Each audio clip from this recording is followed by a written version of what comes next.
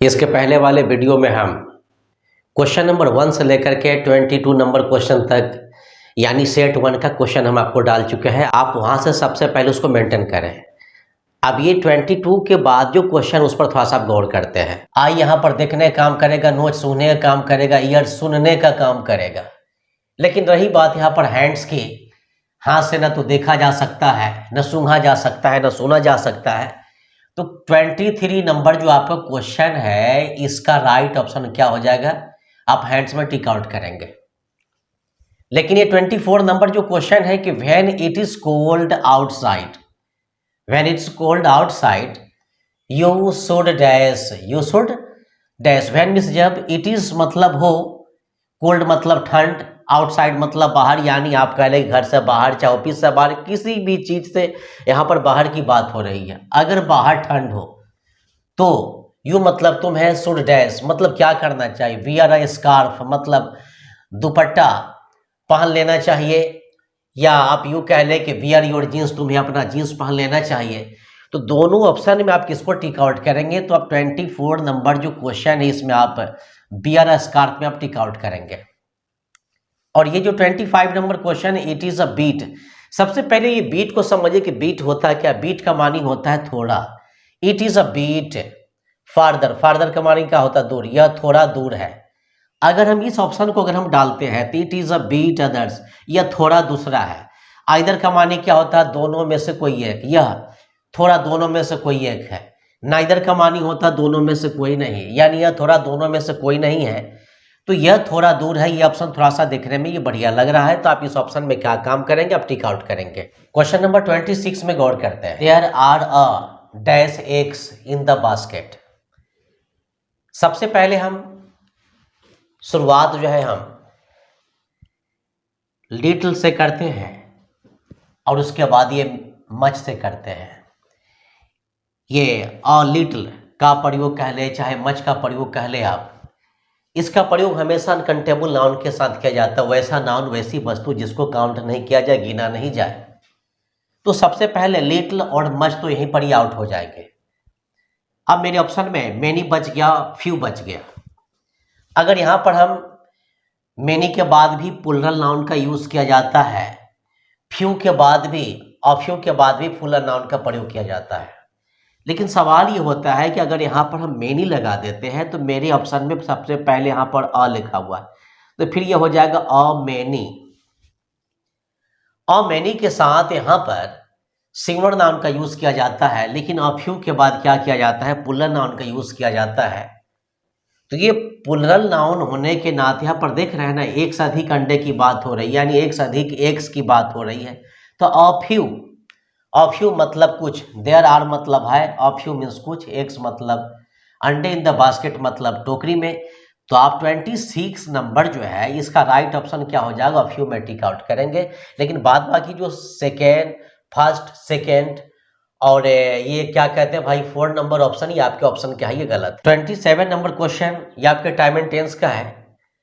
Dash we go to the movie today, ये आपके question future indefinite tense का है। तो आप यहाँ पर एक चीज गौर ये करेंगे, यहाँ पर वी लिखा हुआ है।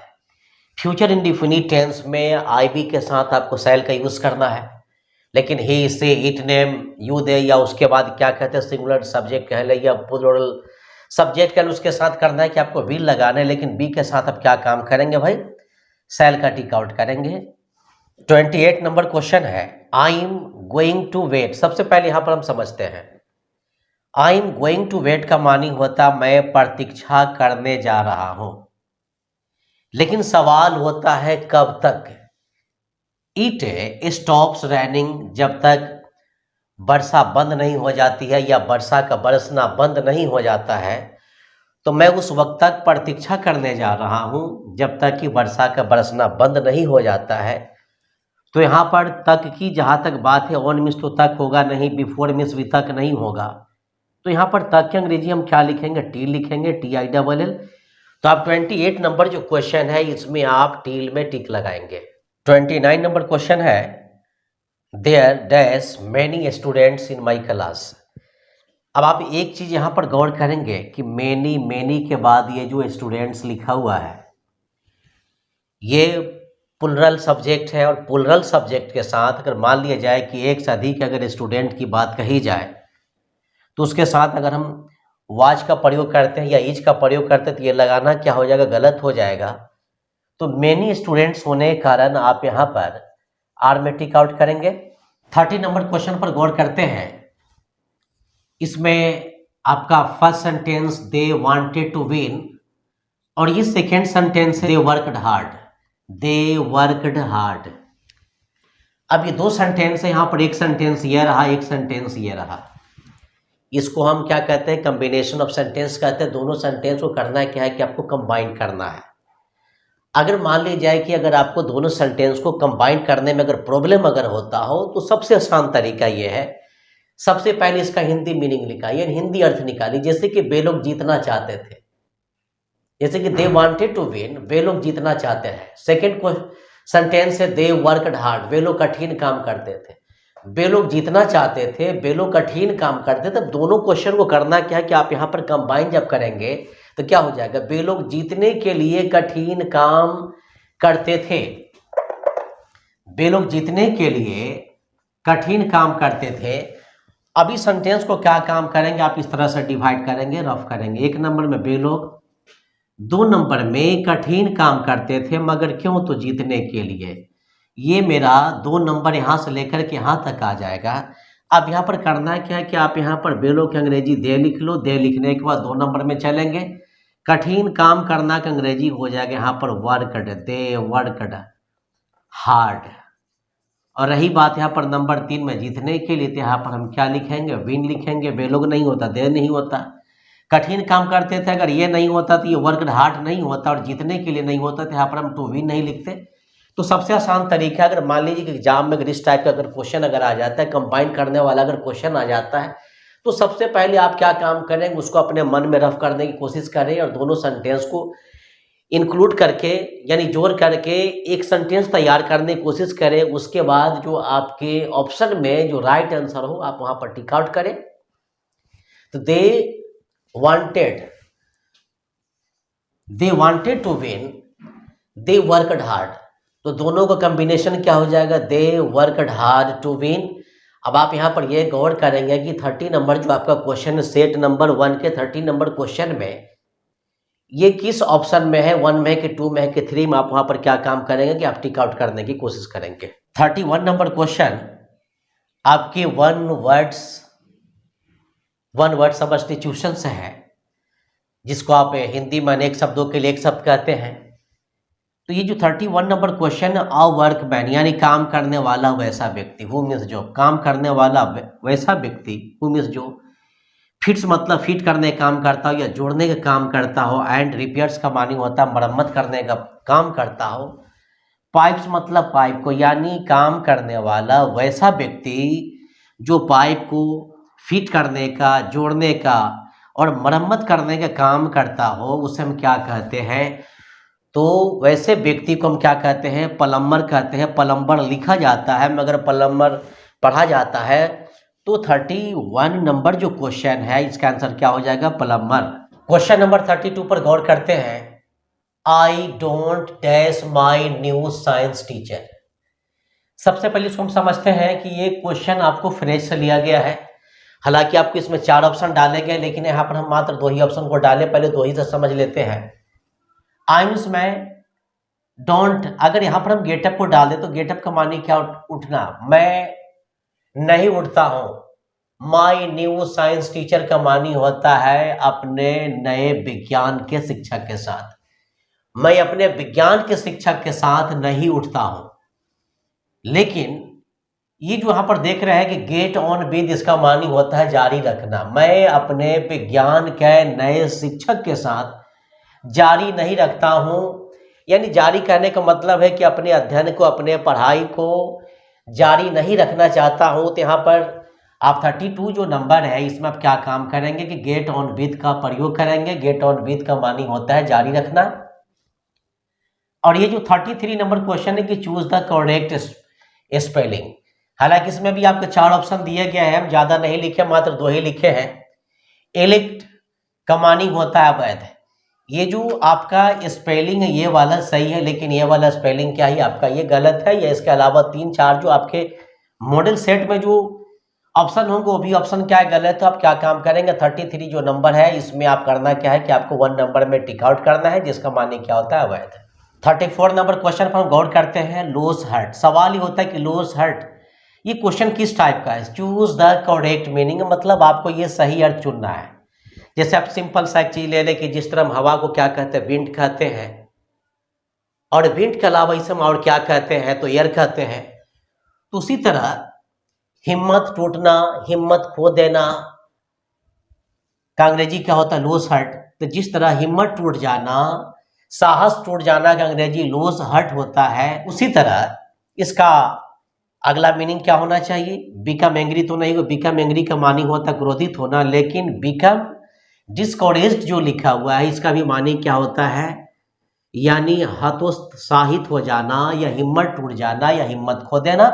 तो ये 34 नंबर जो क्वेश्चन इसमें आप ऑप्शन नंबर 2 में टिक आउट करें। 35 नंबर क्वेश्चन है कि we labour hard so that we dash पास।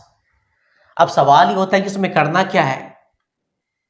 तो सबसे पहले हम आपको इसके पहले हम आपको पढ़ा चुके हैं कि कैन का यूज करना कहाँ है, मे का यूज कहाँ करना है। तो मे का प्रयोग आपको पावर के साथ करना है, क्षमता के साथ करना है। लेकिन ये जो मे है, मे का प्रयोग आपको पहले भी हम आपको बता चुके हैं कि किसी उद्देश्य को सूचित करने के लिए किया जाता है। अब जैसे कि हम आपके सामने में एक ऑप्शन लगे, थोड़ा सा गौर करेंगे। हम लोग भोजन करते हैं ताकि हम जी सके। हमारे भोजन करने का उद्देश्य करना क्या है, हमारे भोजन करने का उद्देश्य क्या है, तो जीना। अगर मुझे जीना नहीं रहेगा तो हम भोजन नहीं करेंगे। तो सेम टू सेम क्वेश्चन आपका यहां पर है कि वी लेबर हार्ड, हम कठिन परिश्रम करते हैं, सो दैट मतलब ताकि, वी मीन्स हम, डैश पास यानी हम कठिन परिश्रम करते हैं ताकि हम पास कर सके, चाहे जिस चीज में पास करना हो। समझ रहे हैं ना। अगर मुझे पास करना नहीं होता तो हम कठिन परिश्रम भी नहीं करते। तो यहाँ पर कठिन परिश्रम करने का मेन उद्देश्य क्या है, पास होना। तो किसी उद्देश्य को सूचित करने के लिए, पर्पस को सूचित करने के लिए हम न विल का प्रयोग करेंगे न कुड का प्रयोग करेंगे तो सिर्फ हम किसका करेंगे, हम मे का प्रयोग करेंगे। 36 नंबर क्वेश्चन, सवाल होता है कि कहाँ से लिया गया होगा। ये 36 नंबर क्वेश्चन आपके कंजक्शन का है।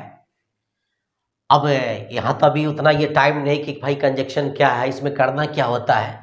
हम आपको बहुत ही शॉर्टकट तरीके में समझा देते हैं। आप यहाँ पर गौर करेंगे, नो सूनर यानी जिस तरह आइदर के साथ और लगाया जाता है, नाइदर के साथ नॉट लगाया जाता है, नॉट ओनली के साथ बट ऑल्सो लगाया जाता है, उसी तरह यहाँ पर आप एक चीज गौर करेंगे कि नो सूनर के साथ क्या लगाया जा सकता है, then, THAN, then, so, because, यानी इसमें से कौन सा यूज करेंगे। तो आप याद रखेंगे कि नो सूनर के साथ THAN, ये जो क्वेश्चन है, सॉरी ये जो ऑप्शन है THAN, इसी को लगाया जाता है।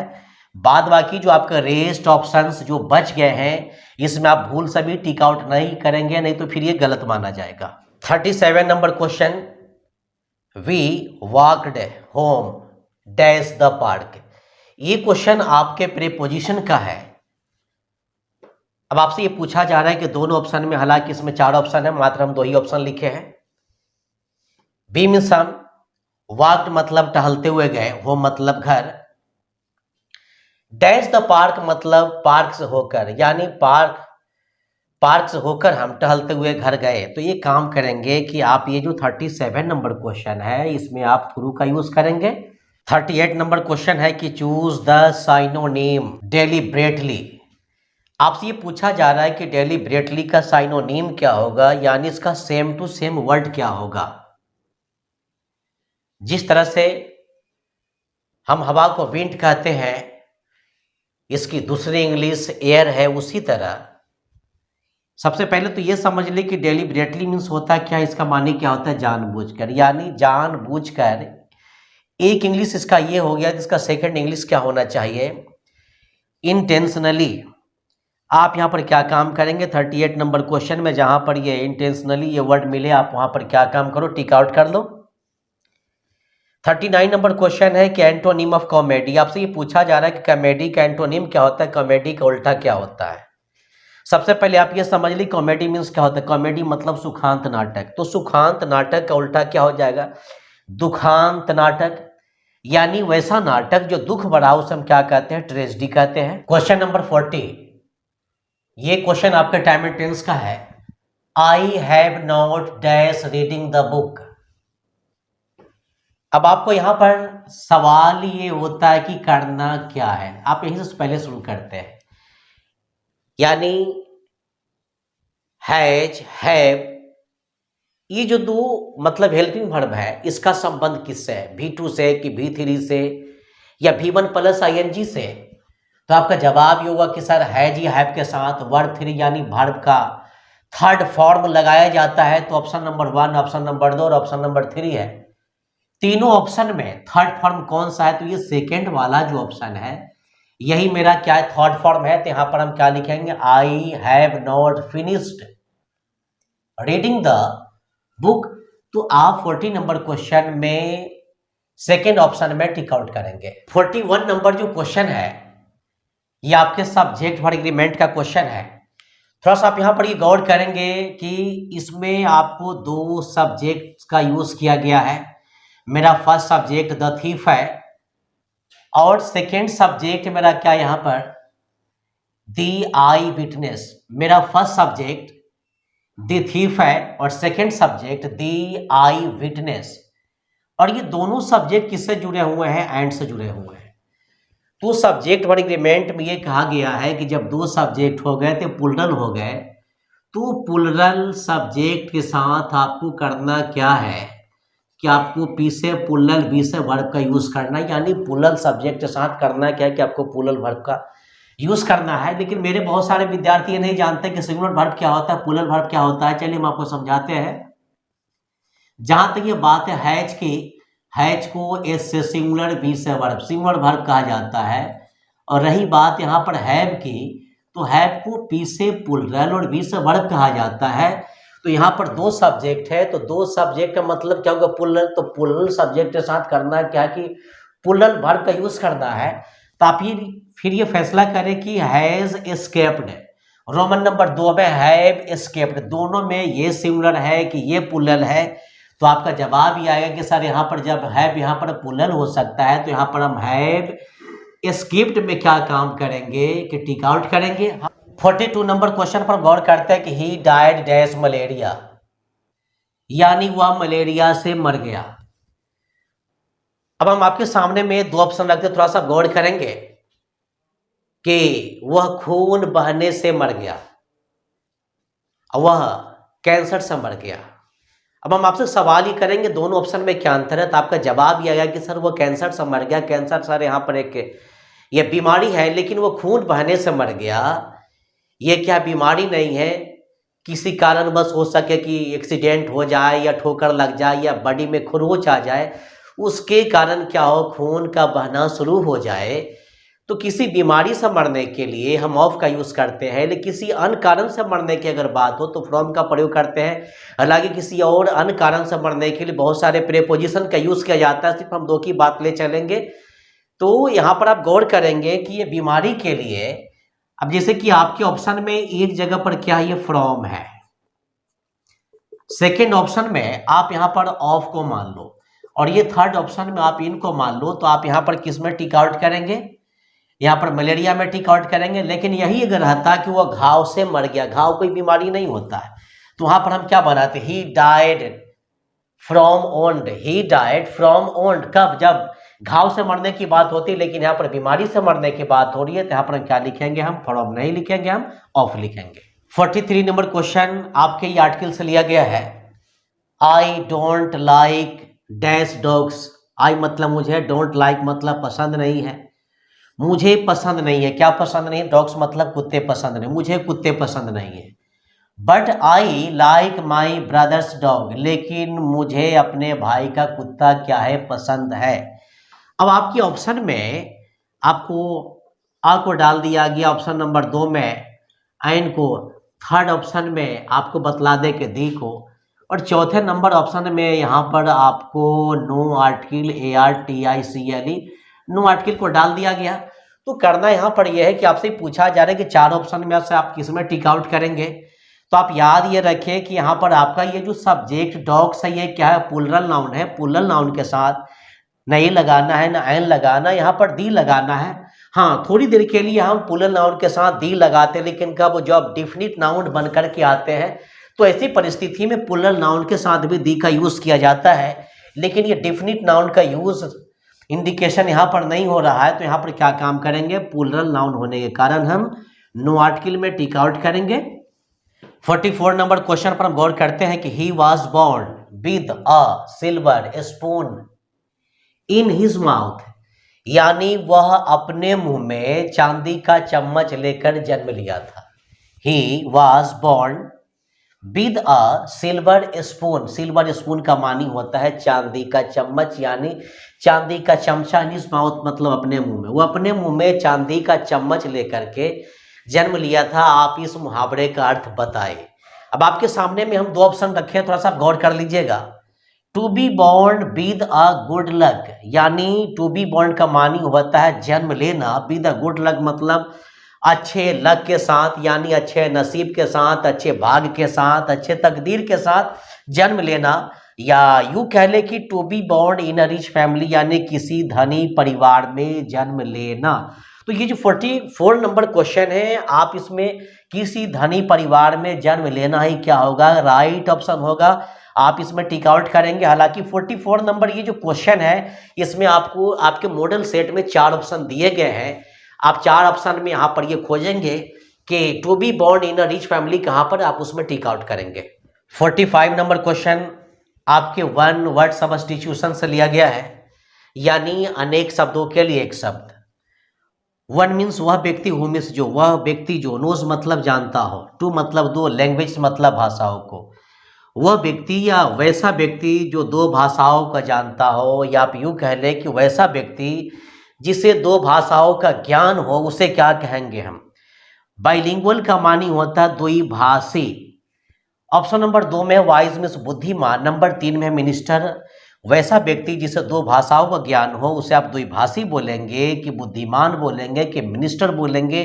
तो जहां तक मेरा ख्याल है कि आप ये समझ गए होंगे कि उसको बाइलिंगुअल कहा जाएगा, यानी द्विभाषी, बाइलिंगुअल। 46 नंबर क्वेश्चन है कि डू यू डैश वर्क। अगर इस क्वेश्चन में हम डायरेक्ट अगर हम टिक आउट अगर कर देते हैं तो आप भी टिक लगा लेंगे, लेकिन आपको ये समझ में नहीं आएगा कि आखिर इसमें ये टिक लगा तो फिर क्यों लगा। इसको थोड़ा सा हम समझाते, थोड़ा सा गौर करेंगे यहाँ पर। जैसे कि आपके सामने में हम एक क्वेश्चन लिखते, थोड़ा सा गौर करेंगे। क्वेश्चन है कि तुम्हें जाना है, तुम्हें जाना है। इसके अंग्रेजी आप क्या बनाते हैं, यू हैव टू गो। इसका निगेटिव क्या बनाते हैं आप, you have not to go. इसका इंट्रोगेटिव क्या बनाते हैं, इसका इंट्रोगेटिव जो आप बनाएंगे, have you to go, have you to go. लेकिन इसी में एक क्वेश्चन आता है, थोड़ा सा गौर करेंगे यहां पर, कि तुम्हें जाना पड़ता है। तो बहुत सारे जो मतलब ग्रामटिस्ट है उनका कहना यह है कि तुम्हें अगर जाना है तो आप इसका इंट्रोगेटिव निगेटिव ऐसे करके बनाओ। लेकिन वैसा क्वेश्चन यानी वैसा इन्फिनिटिव जिसमें ना है ना हो करके ना पड़ता है अगर लगा रहे, तो तुम्हें जाना है या तुम्हें जाना पड़ता है, इसका हम पॉजिटिव यानी अफर्मेटिव सेंटेंस तो सेम टू सेम मतलब हम ऐसा ही बनाते हैं। लेकिन यहाँ से ये जो नेगेटिव और इंट्रोगेटिव यहाँ से चेंजिंग होना थोड़ा शुरू हो जाता है। उनका कहना ये होता है कि आपका इसका नेगेटिव में you have not to go ना बनाओ, यानी यहाँ पर क्या काम करो, you do not have to go, मतलब इस तरीका से बनाओ। और इसका जो तुम इंट्रोगेटिव अगर बनाओ तो do you have to go बनाओ। तो जहां तक मेरा सवाल ही होता है कि आप यहाँ पर देख रहे हैं कि डू है, डू के बाद क्या ये हैव टू है, डू के बाद क्या ये हैव टू है। तो इस हिसाब से हम क्या काम करेंगे कि डू यू डैश वर्क, यानी क्या तुम्हें काम करना पड़ता है। तो इस हिसाब से हम क्या काम करेंगे, 46 का जो मतलब ऑप्शन है ये डू के कारण हम हैव टू में टिक आउट करेंगे, मस्ट में और शुड में टिक आउट करने की आप कोशिश ना करेंगे। 47 नंबर क्वेश्चन आपकी ये टाइम एंड टेंस का है। थोड़ा सा आपको यहाँ पर गौर ये करना है कि जैसे कि आपका एक सेंटेंस यहाँ पर आज से शुरू है, और ये मिस्टेक में आकर के ख़त्म है, और एक सेंटेंस आपका यहाँ पर ये दी से शुरू है और ये मी में आकर के क्या ये खत्म है, और दोनों सेंटेंस को ये जोड़ने का जो काम कर रहा है कॉमा कर रहा है। तो आपको ये अच्छी तरह याद होगा, हालांकि सेंटेंस को कंडीशनल सेंटेंस कहा जाता है, लेकिन उतना दूर आपको जाने की जरूरत नहीं। हम आपको बहुत ईजी तरीके में हम आपको समझा देते हैं कि जब दो सेंटेंस कॉमा से जुड़ा हो और सेंटेंस के पहले इफ लगा, जब दो सेंटेंस कॉमा से जुड़ा और सेंटेंस के पहले क्या लगा हो, इफ लगा हो, अगर कॉमा के पहले वाला सेंटेंस, कॉमा के पहले वाला सेंटेंस ये क्या हो, यानी प्रेजेंट इंडेफिनिट टेंस हो, तो कॉमा के बाद वाला सेंटेंस क्या हो जाएगा, ये फ्यूचर इंडेफिनिट। मगर शर्त ये रखा गया है कि जब दो सेंटेंस कॉमा से जुड़ा और सेंटेंस के पहले इफ लगा हो, अगर ये कॉमा के पहले वाला सेंटेंस अगर ये प्रेजेंट इंडेफिनिट नहीं होगा, तो ये जो लास्ट वाला सेंटेंस ये किसी भी कीमत पर ये भी फ्यूचर इंडेफिनिट नहीं होगा। हम इसको फ्यूचर इंडेफिनिट कब मानेंगे, जब ये फर्स्ट वाला सेंटेंस प्रेजेंट इंडेफिनिट रहेगा तब मानेंगे।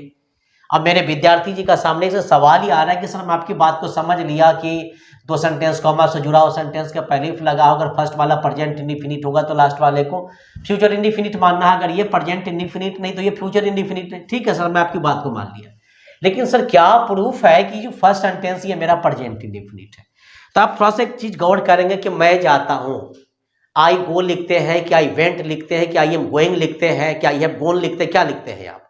तो आपका ये सिंपल सा जवाब ये सामने से आ रहा है कि सर आई गो लिखेंगे, क्योंकि प्रेजेंट इंडेफिनिट टेंस में आई भी यू दे और प्लूरल नंबर के साथ करना है क्या कि V1 लगाना है, और ही सीट नेम के साथ करना है क्या कि V5 लगाना है।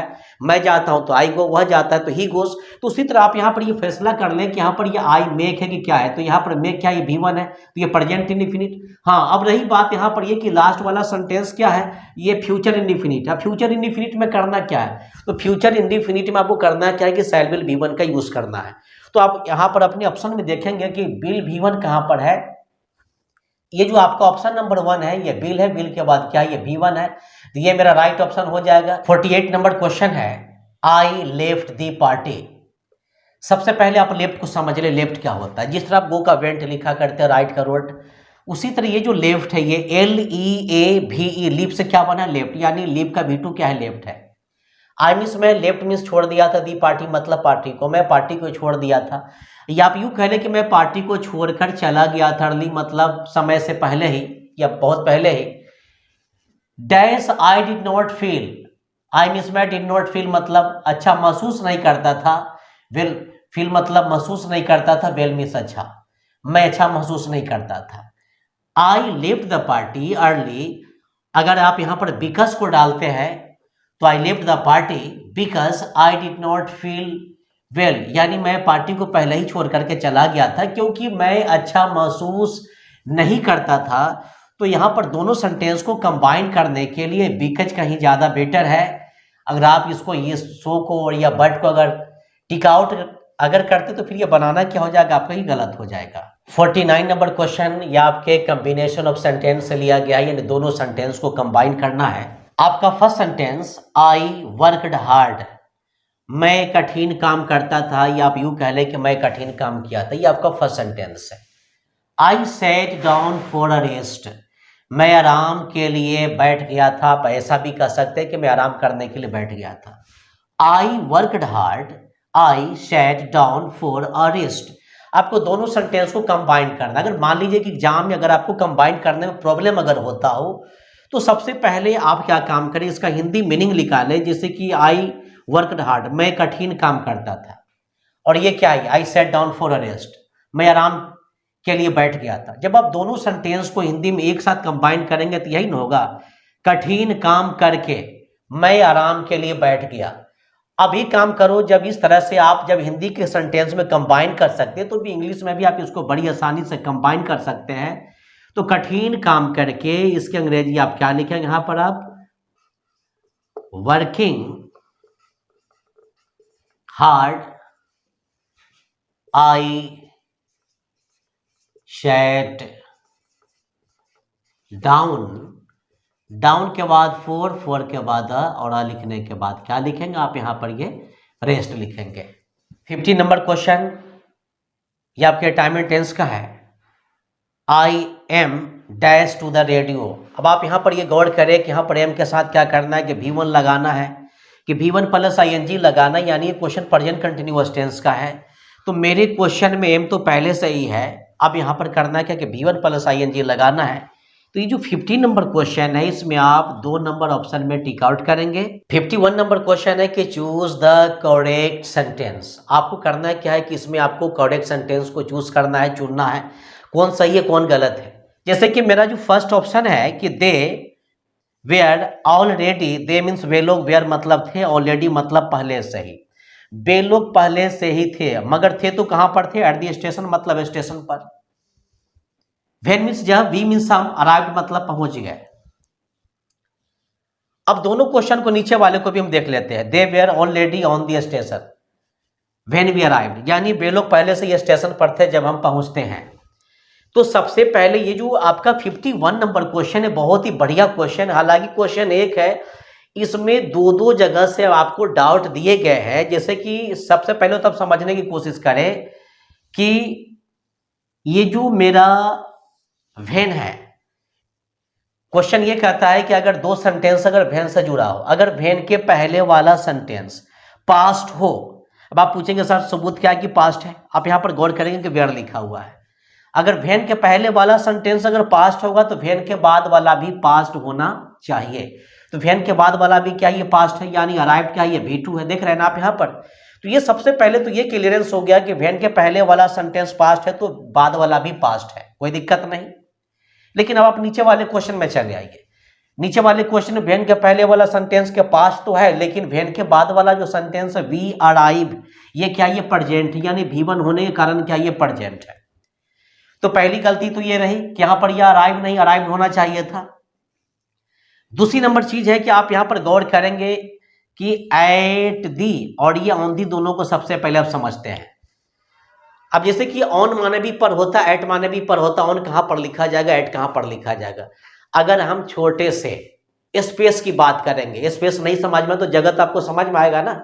अगर हम छोटे से जगह की बात करते हैं तो छोटे से जगह के लिए हम क्या लिखा करते हैं, ऑन लिखा करते हैं। और बहुत बड़े जगह के लिए, बहुत बड़े स्पेस के लिए करते हैं क्या कि मैट को लिखा करते हैं। अब हम आपके सामने में 2 ऑप्शन रखते हैं, थोड़ा सा गौर करेंगे। ऑप्शन नंबर 1 मेरा भाई कुर्सी पर है, ऑप्शन नंबर 2 मेरा भाई स्टेशन पर है। और आप यहाँ पर फैसला ये करें कि दोनों ऑप्शन में कौन सा स्पेस बड़ा है कौन सा स्पेस छोटा है। तो आप बोलेंगे सर मेरा भाई कुर्सी पर है, ये छोटे से जगह का बोध कराता है। मेरा भाई स्टेशन पर, ये बहुत बड़े स्पेस का बोध कराता है, यानी बहुत बड़े जगह का बोध कराता है। तो मेरा भाई कुर्सी पर, ये छोटे जगह होने के कारण यहाँ पर आप क्या लिखेंगे, on the. My brother is on the chair, मेरा भाई स्टेशन पर है, my brother is eight the station.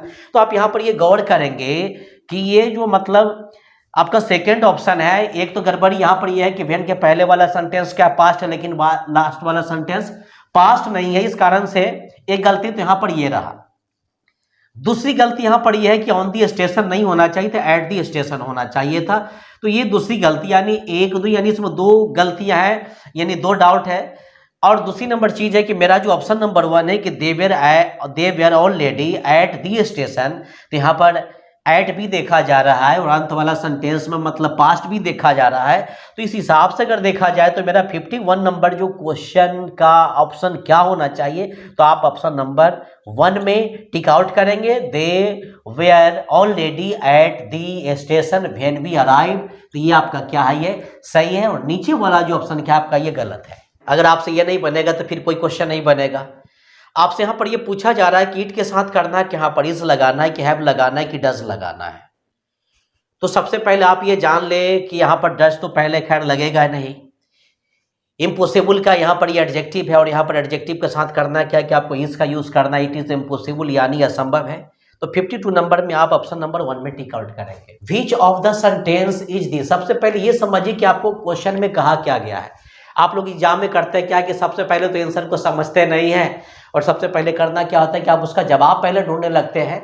इसमें यह कहा गया कि विच मतलब किस प्रकार का, ऑफ सेंटेंस इज दिस, यानी ये जो लिखा हुआ डिनर इज एट 8 PM, यानी भोजन 8 बजे रात में है। ये सेंटेंस कैसा सेंटेंस, आप इसको डिक्लेरेटिव बोलेंगे कि एक्सक्लामेटरी बोलेंगे कि इंट्रोगेटिव बोलेंगे।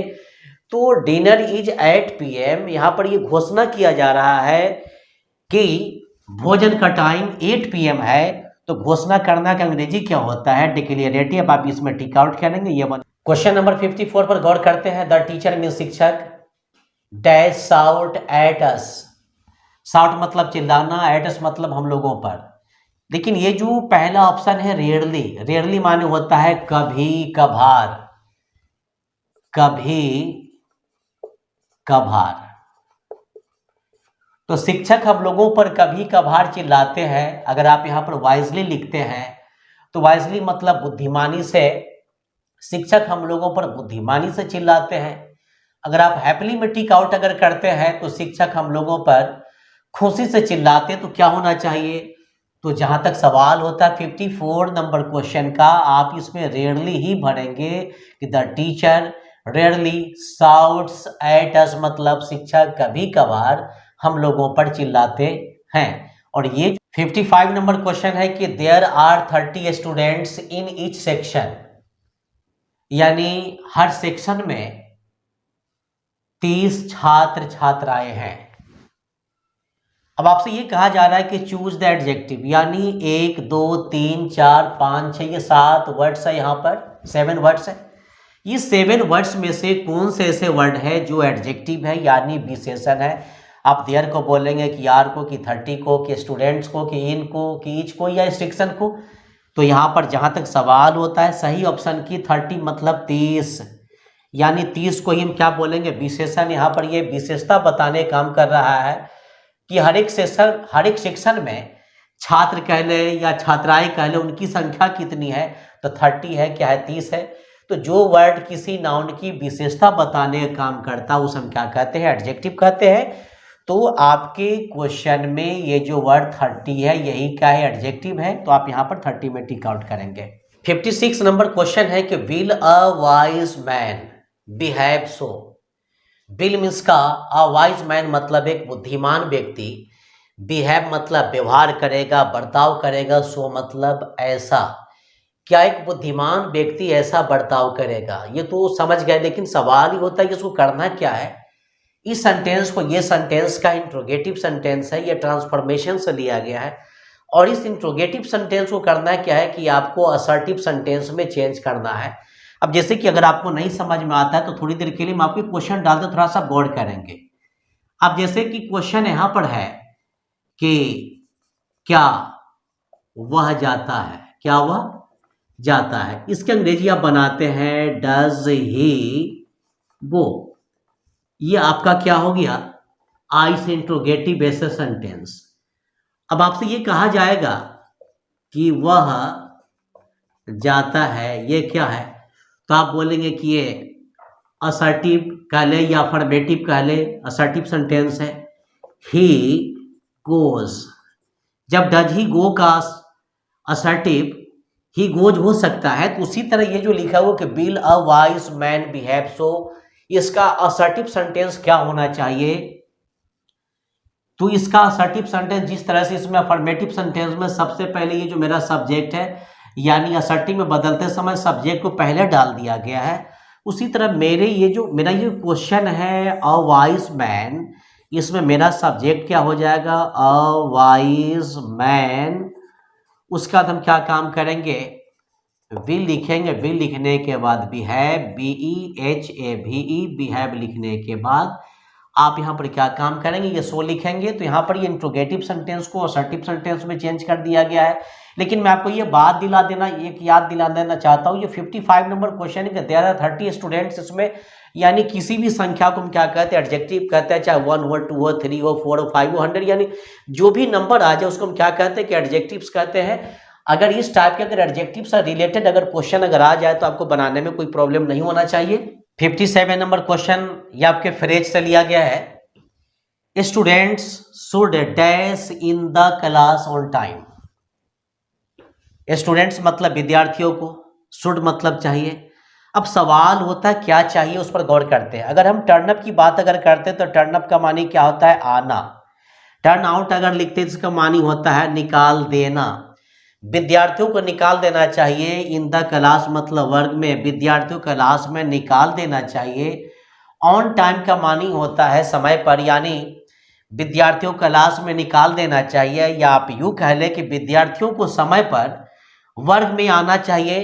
तो जहाँ तक सवाल होता है 57 क्वेश्चन में आप यहाँ पर टर्न अप में इसमें टिक आउट करेंगे।